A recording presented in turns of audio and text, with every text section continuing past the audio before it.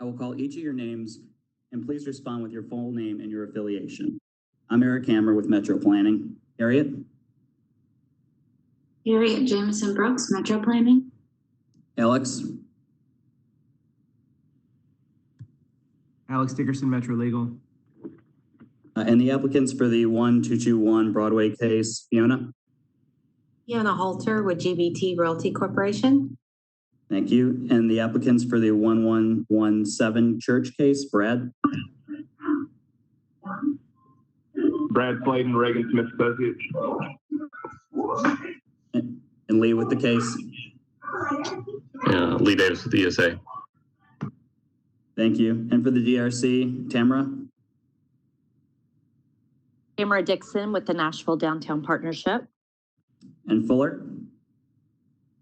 Fuller Hannon, Nashville Civic Design Center representative. Jessica? Jessica Porter, representing the URA. Ben? Ben Mosley, representing the Metro Historic Zoning Commission. And Russ?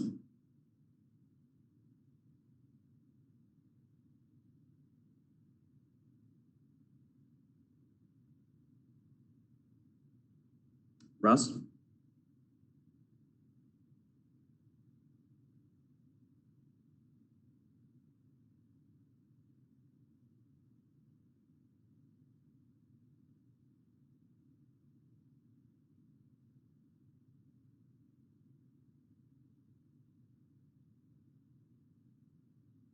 All right, if we can take a brief pause while we make sure that we have Russ on the line so we have quorum.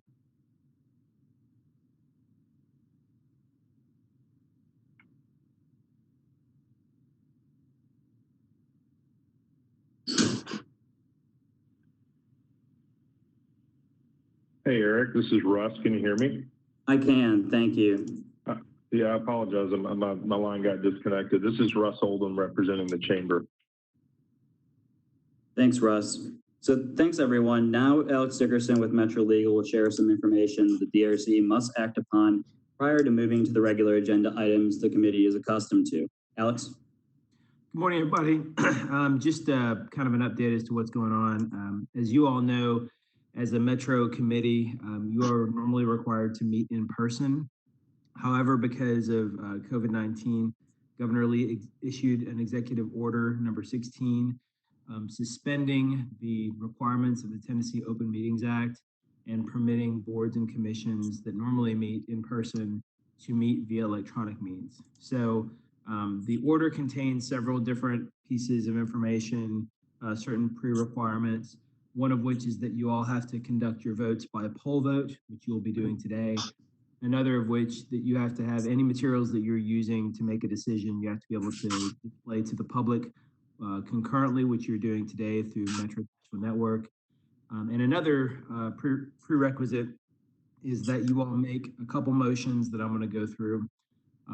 One of which is to ensure that the meeting agenda that you have today constitutes essential business.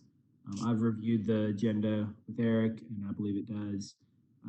But the motion that we're looking for one of you all to make would be that the meeting agenda constitutes essential business of this body, and meeting electronically is necessary to protect the health, safety, and welfare of Tennesseans in light of the COVID-19 outbreak. Ben Mosley, so moved.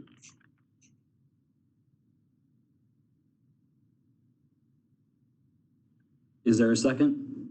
Fuller Hannon, second. Is there any discussion?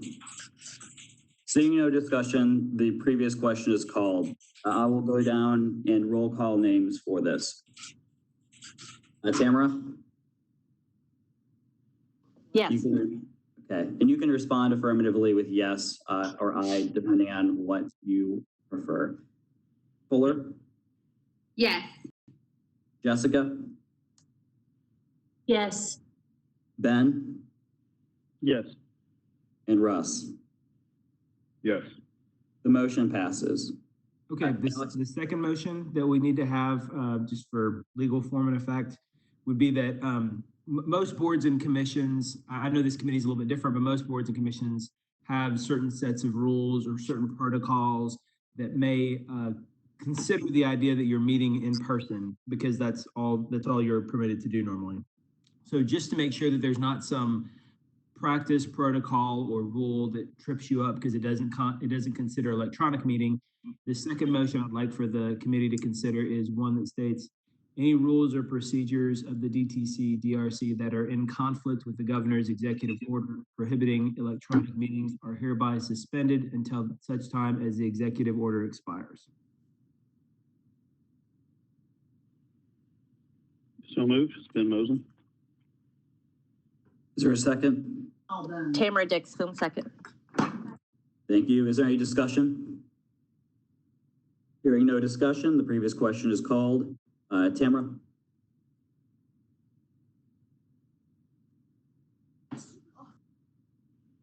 Tamara? Yes, this is Tamara. Thank you. Fuller? Yes. Jessica? Yes. Ben? Yes. And Russ? Yes. Thank you. The motion passes. Alex, that concludes the two motions we needed, correct? Correct. Thank you. Okay, wonderful.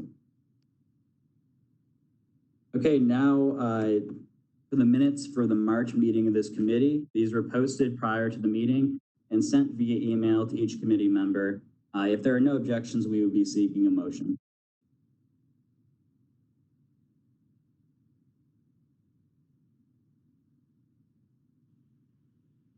Ben Mosley, move approval of minutes. Is there a second? Fuller Hannon, second. Seeing a motion a second, is there any discussion? Seeing no discussion, the previous question is called. We'll go down the list again. Tamara? Tamara, yes. Fuller? Yes. Jessica? Yes. Ben? Yes. And Russ? Yes. The motion passes.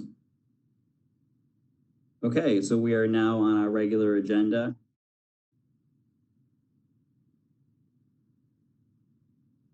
There are two cases shown here for review.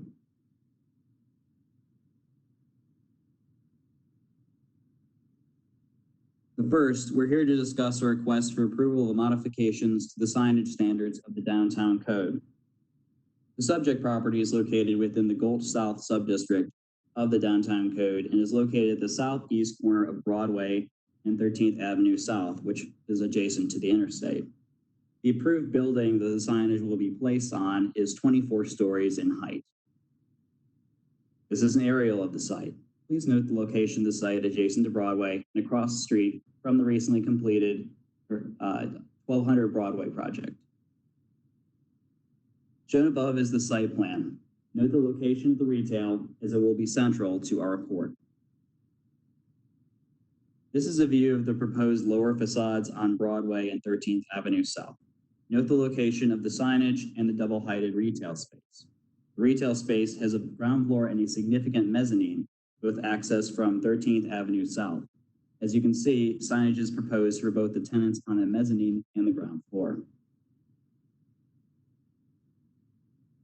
Here's another few renderings of the location of the building. You may recall it from previous iterations of the project. The height of the tower has actually been reduced over the course of the project from when you last saw it and received final site plan approval at 24 stories.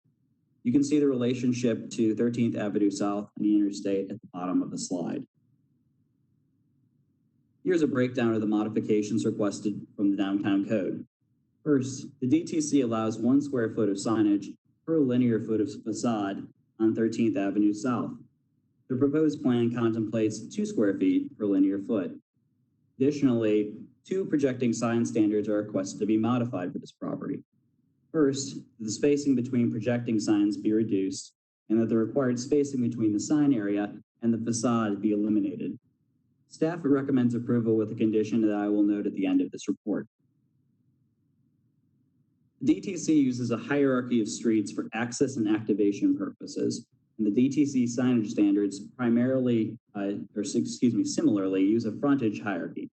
There are 5 different types of frontages denoted, each of which has different entitlements.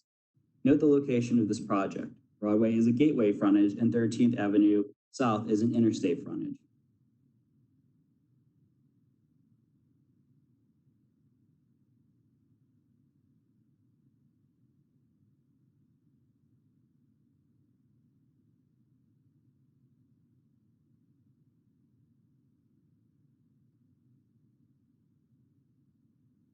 Although the majority of the interstate frontage within the DTC is actually on the rear of these properties, 13th Avenue South functions somewhat as a frontage road for the interstate, the north section of the DTC, and is classified in this way as well. With this in mind, the project proposes a double-heighted retail space with all this space accessible from 13th Avenue South. This floor is technically a mezzanine, part of a very large ground floor, not additional story. The submitted plans show that there are upper and lower level tenants.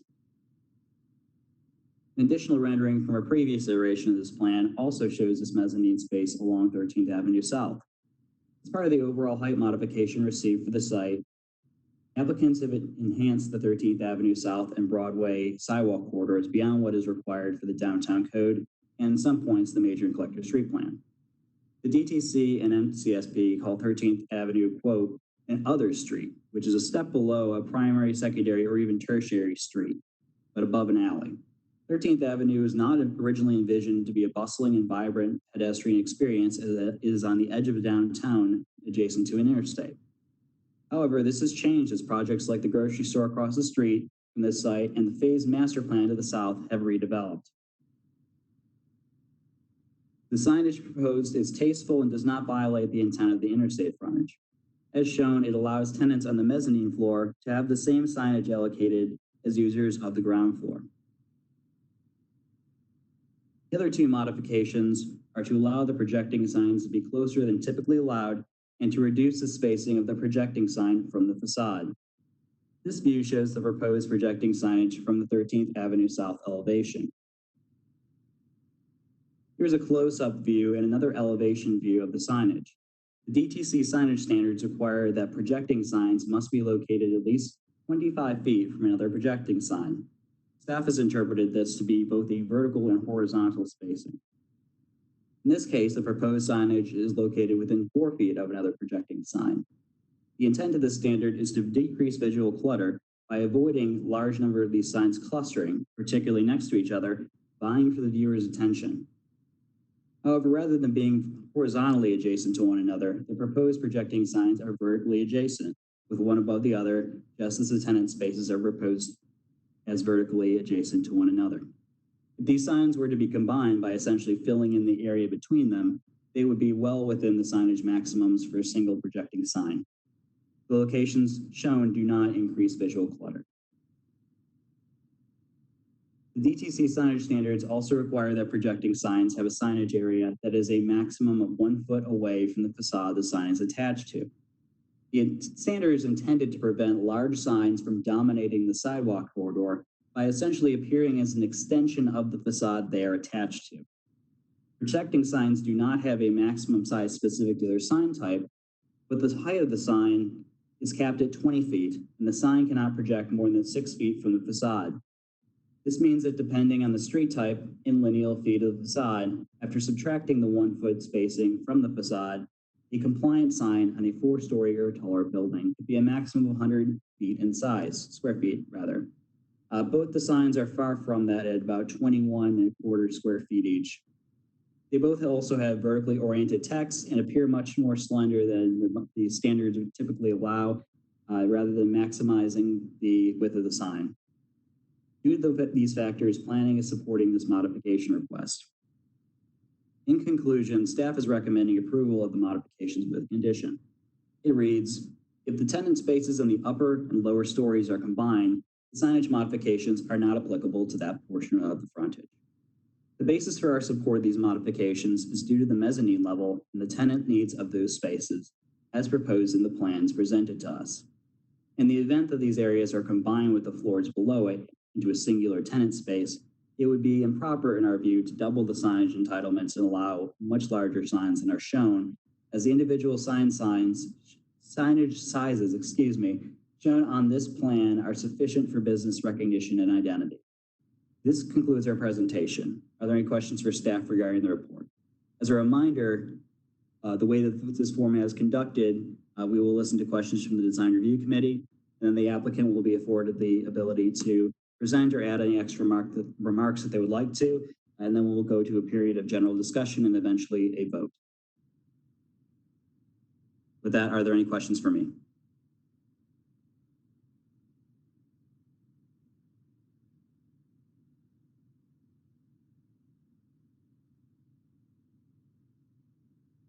Seeing no questions, would the applicants like to add anything to the presentation? This is Fiona Holter with GBT. I just wanted to thank you for your consideration. I think Eric outlined this pretty succinctly, but just our reasoning for the request is twofold, is to be able to put a thoughtful, streamlined signage design forward, particularly with the request for the blade sign spacing. And then secondly, to give adequate signage for the second floor tenant while still operating within we feel like the intent of the code. So thank you for your time. Thank you. Are there any questions for the applicant regarding this modification request?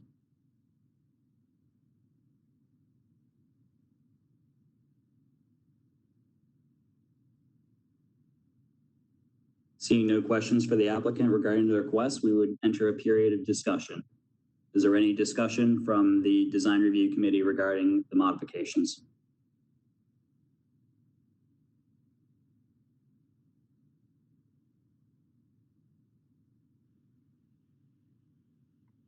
This is Russ. I mean, I think they've done a nice job accommodating with what they have proposed, and the limited projection from the building and the kind of the slender vertical nature, from my standpoint, looks appealing. So I'd say nice job by the design team.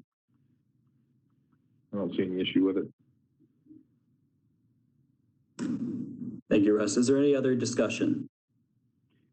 Eric, it's Ben Mosley. It seems pretty clear that you've made, these projects, tenants aren't often secured before the construction begins. I think it's clear the applicant, if they have a change or if somehow there's a combination or change in the design, that they would come back before constructing and installing signage. But, just for the record. Thank you, Matt.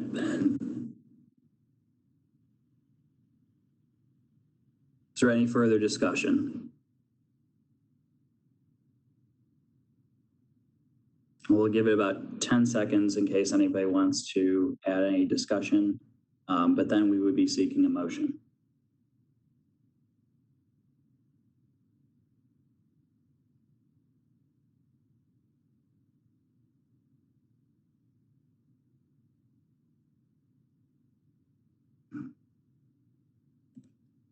Okay, I'm not seeing any participants raising their hands. So we would just go down first we'd be seeking a motion from the committee. Is anybody willing to make a motion on this item?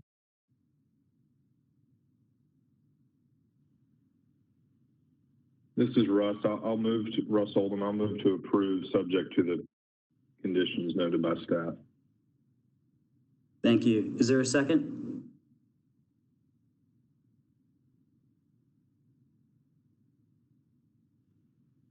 This is Tamara Dixon. Oh, second.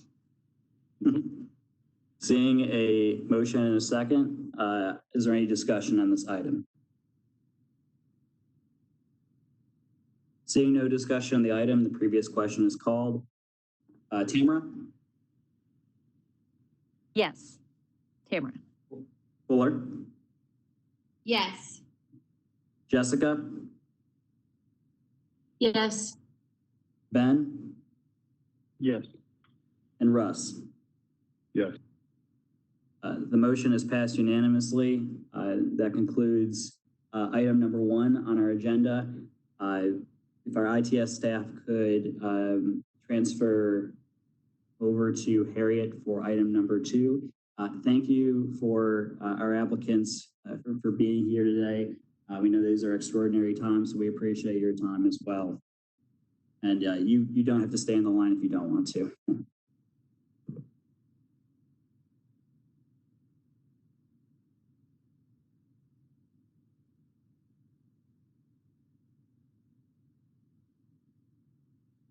And Harriet, you should be given presenting controls. Just use the share content button at the bottom of your screen.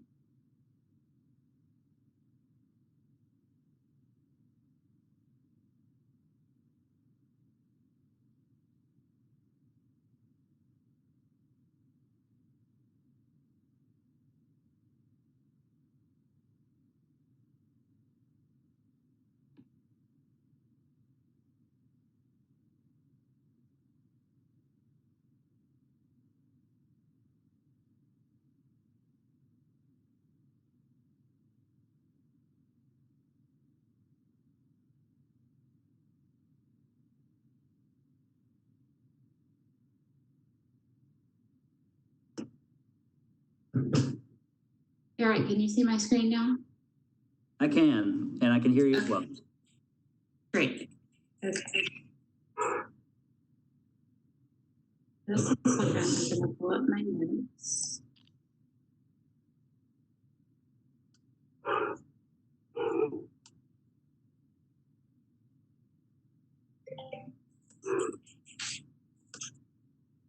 So we are here to discuss a request for modifications to the streetscape planning standards of the downtown code for the proposed Gibson residence at 1117 Church Street within the Gulch South subdistrict. The property is located on the southern side of Church and is bounded by Comer's Alley to the east, Grundy Street to the south, and 12th Avenue North to the west. The proposed building is a 21-story mixed-use residence with parking and retail space. However, it should be noted that the requested modification is not related to the proposed height of the building. This is an aerial view of the site. Please note that at this location, Church Street is split into the viaduct that crosses over 12th Avenue and Comer's Alley, and Lower Church that intersects with these two streets. Here is an outline of the requested modifications. First, a modification is requested for the setback to occur at the second floor of Church Street instead of between the 4th and 7th floors. Due to the elevation drop from the viaduct in Church Street, this modification would allow for the podium to step back at the same elevation as along 12th Avenue, the 6th floor along that frontage. Second, they are requesting to eliminate the planting requirements for the segments of 12th Avenue and Lower Church that run under construction.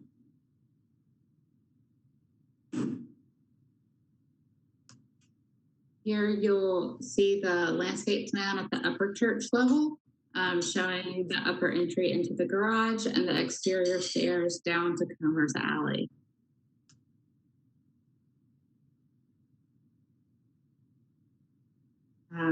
This is the landscape plan at the lower church level, and you'll see an entry into the garage. And note that 12th Avenue North and Lower Church are underneath the structure. This is the floor plan at the main entry at Upper Church. Again, you can see here the structure above Lower Church Street and 12th Avenue. And I'll just kind of run through these next slides. This is the lower level plan. You can see on the right-hand side, the retail on the lower level that is going to be used to activate Comer's Alley. You can also see the landscape stairs going from the main level down into the alley, and back of house uses and parking. This is the amenity level plan.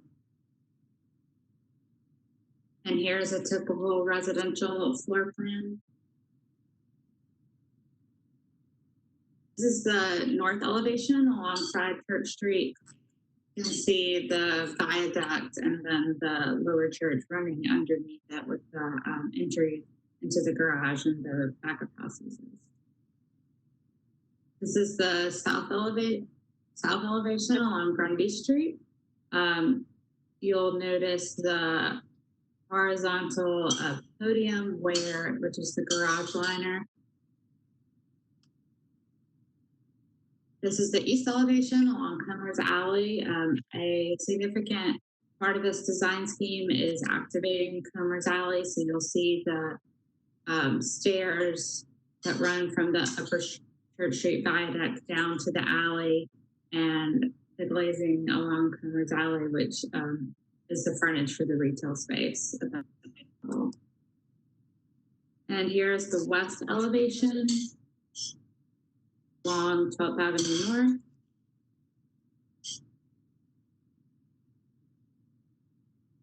North. And so just getting into the analysis for the modification for the setback on Upper Church, the DTC requires building 7 stories or greater to set back 15 feet between the 4th and 7th stories. The requested modification is to permit a setback at the 2nd story on Church Street. Due to topographical change on the site, which we noted, this would allow the podium to set back at the same elevation as 12th Avenue North, which is the 6th floor on that frontage. And you can see that in this section here, it's looking along 12th Avenue, and then to the right, you can see the Church Street elevation. So this second modification, as part of the MCSP, the DTC requires a 4-foot planting strip on secondary streets. The requested modification is to exclude these planting strips along 12th Avenue North, where elevated structures above the right-of-way preclude adequate sunlight for planting. And you'll see here an image just of this area.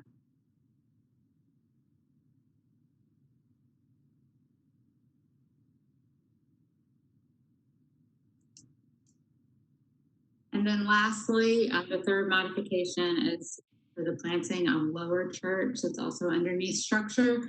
The request is the same as the previous one. As part of the MCSP, the DPC requires a 4-foot planting strip on secondary streets. The requested modification is to exclude these planting strips along Lower Church Street where elevated structures above the right-of-way preclude adequate light for planting. So staff is recommending approval with conditions for this project. The modifications requested are minor in nature and do not conflict with the intent of the DTC. Due to the location of the project on Church Street, however, its prominence within the urban fabric and the significance of the garage liner as part of the overall design, staff would like to continue working with the applicant on articulation of the garage liner. As you can see, the applicant has already been working with us on this, and we would just like to continue that conversation. So in conclusion, staff recommends approval of the modifications under the condition that the applicant continue to collaborate with planning staff on the articulation of the garage liner. This concludes our presentation. Are there any questions for staff regarding this? Are there any questions for Harry regarding your report?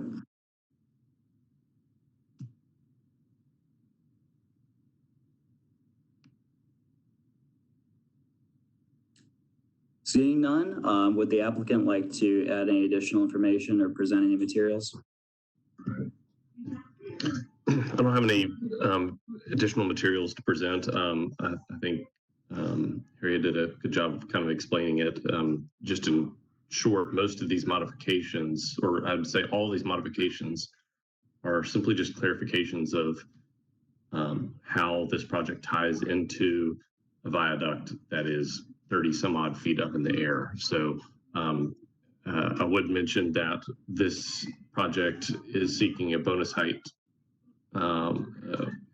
condition that begins at Church Street, since that's the major frontage for the project. So we plan to utilize that, but in general, everything is predicated on Church Street. So we wanted the Grundy Street and Church Street to mass out well with one another. So, Brad, do you have anything?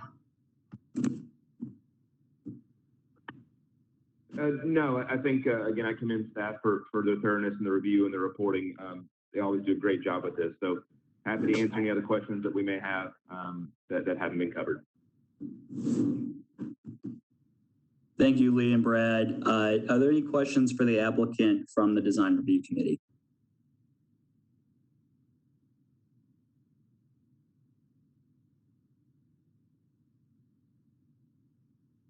Seeing no hands raised, nor anybody on a microphone, is there any discussion about this item?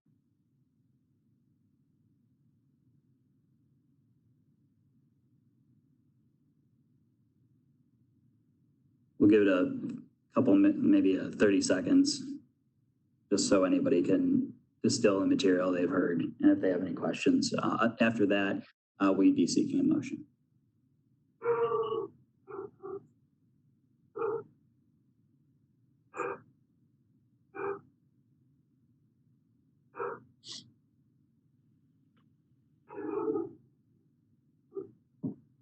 Eric, this is Ben Mosley. Will so that this doesn't leave things more open-ended than maybe the applicant or staff would like in terms of this collaboration on the facade modification. Is there a clear direction and understanding, I think, between staff and the applicant as to when success will be reached? Or moving in there, or are we generally moving in that direction? It seems to me that there is, but I didn't know if there was further clarity that needed to be brought to that item. So since you asked me, I can answer and give a little bit of information, but Harriet, if you have any additional after that, please feel free to jump in. So we received the revisions that you're seeing on that slide fairly late, basically after our report was already somewhat completed. So we really didn't have the opportunity to fully take in the garage screening as it's presented. And obviously we want to be able to fully review it prior to making a decision. So it really is having to do more with time than any specific resistance. But I think that based on the conversations we've had with both Lee and Brad, we will be able to resolve this. We're not talking about a matter of months. We're talking about, a matter of maybe a couple weeks or perhaps even just a further evaluation of what has been provided to us on last Friday's submittal or resubmittal rather. Harriet, do you have anything to add to that? No, that's exactly right. I think we're just requesting a little bit more time for these special circumstances and just the timeline of when we receive the submission. But I think it's already looking better, and we're having a good conversation, and so I think it should be pretty quickly and easily resolved. And we did this in conjunction with the applicant in order to keep them on this agenda. My understanding is that based on our current situation, it was much preferable to continue to work on that with them. Does that answer your question, Ben? It does. Thank you.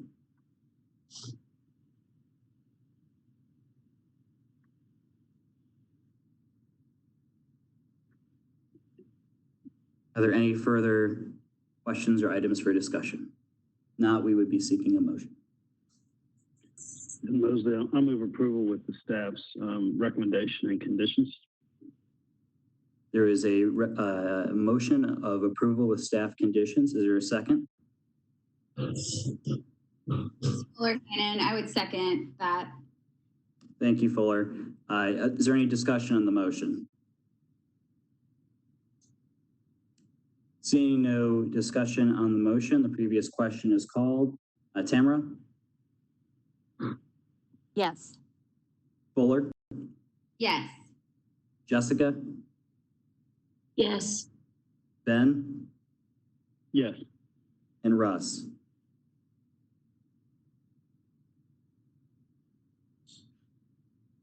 Russ? Yes, sorry about that. It's okay. Seeing we have a unanimous vote of in support of the motion, it has passed. This concludes the items on our agenda. The final item on the agenda is simply our adjournment. Thank you to everybody on this committee who made the effort to attend this meeting, and to all the applicants who also likewise made that effort. And thank you to our legal staff, our ITS staff, and our MNN staff for getting this all together and making this thing happen. Thank everyone.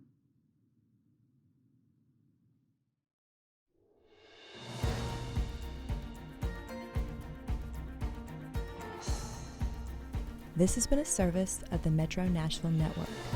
If you would like to see this presentation again, or for more information about this and other programs, visit nashville.gov.